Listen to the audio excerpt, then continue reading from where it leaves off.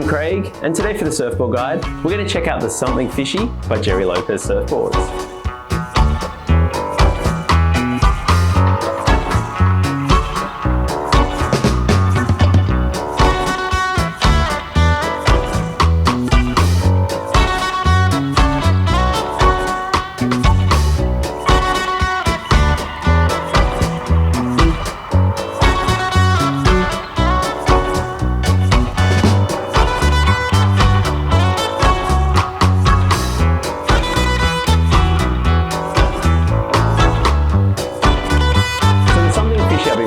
Stock 510, and it comes in at 510 by 21 3/4 by 2.5 and exactly 38.3 litres.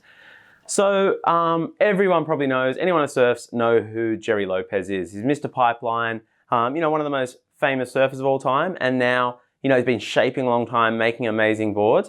So I was frothing to check this out.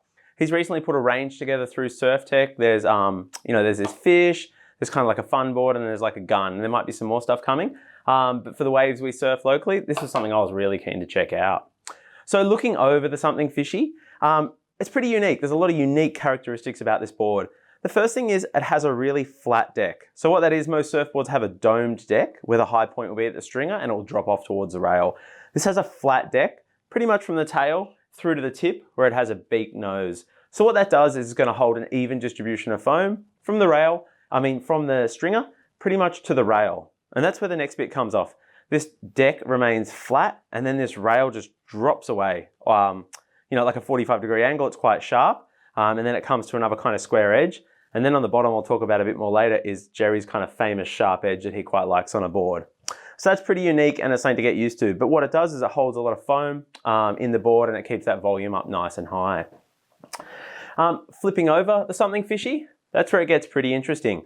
Gerry Lopez is quite famous. He likes them, and once you get used to them, they're absolutely amazing. It has a sharp edge. So a lot of boards will have, I guess, what you call an effective edge from the tail, and I'll run up about a third of the board, just kind of in front of the fins. You notice the edge is sharp, and then it will round off to a rail that goes down the board. This doesn't quite round off, it stays quite sharp. From the tail, through to up here, you can still feel it's quite firm. Around 2/3 up the board, it starts to roll out a little bit, but it's still very sharp. And what that does is it just gives you a nice edge that holds into water, gives you a lot of grip. Gerry says it's great in the tube and in steep faces. I don't really surf waves like that and I don't surf like Gerry Lopez, but I did notice it when I'd hold through turns and didn't need quite a big fin setup, which I'll talk a bit more about later. Also on the bottom, it's pretty unique. It has a flat entrance, so there's no single concave to bring water through. It has a flat entrance that goes into a double, and this double just gets quite gradual. It's quite light, gets through the fins, gets quite deep, and then out through the tail. What that'll do is just make a really quick board that'll be really efficient across water. So I've had the Something Fishy for a while now. I went into the guys at Surftech and they had a range of them. And like I said, this is 38.3 litres. So those people that are familiar with our reviews, I normally run around like 29.5 to 30 litres in a short board, add a litre or two to a fun board. So this is significantly larger, roughly around 20 to 25% more foam than I normally ride. But there was a smaller one, a 5.6, I think it was, at around 35 litres. But putting them both under the arm, the 510 felt a lot nicer. Had a bit of a kind of long fish feel. And I got a lot of stumpy little fishes and twins in that. So I thought I'd try this for something different. Getting it in the water, I wanted it for really small waves. When people are out on mouths, I wanted to challenge them to small waves, get into waves, get my wave count high.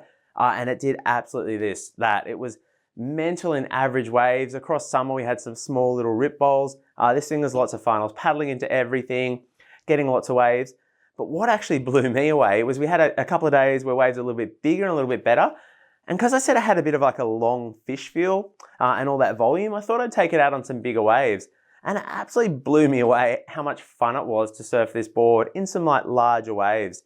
At 38 litres, it had a bit of like a kind of a gun feel. I was getting into waves, I had that extra foam, so I was getting into bigger waves nice and early.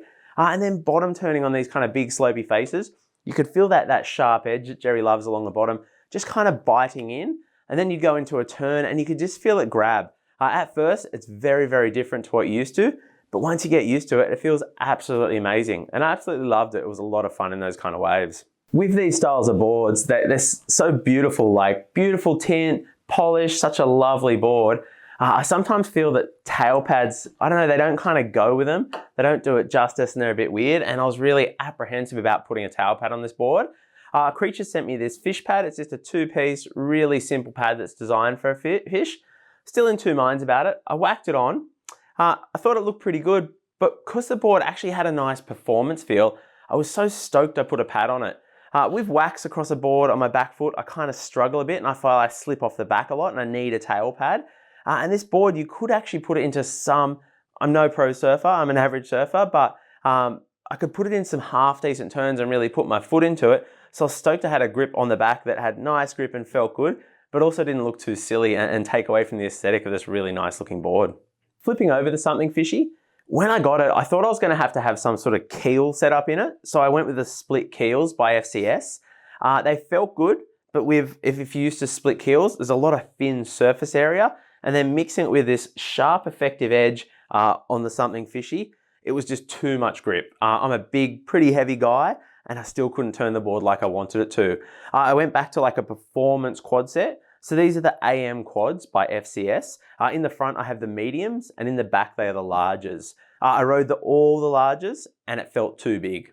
I went to the mediums in the front, larges in the back.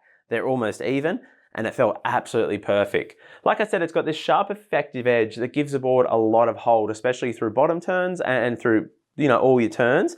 So you don't need a whole lot of fin there. The split keels, though, I think would feel amazing. So we're in Sydney, we get really short waves. You're doing, you have short kind of areas to do turns and stuff. If I was at, Broken Head, Lennox Head, any of those kind of classic point breaks where you're getting those long down the line waves, the split keels would feel mental. Having like more space to open up and do your turns, the drive through that with this edge would feel amazing. But in the waves I surfed, this was really good. It had a nice cruisy feel, but it also allowed the board to do some half decent kind of performance surfing to the best that I could anyway. Look, overall, I've loved it. It was heaps of fun. In small average waves, it worked really well, and also worked really well in some pretty half decent surf. Look, I was frothing and hope to get a chance to check one out. Thanks so much for watching.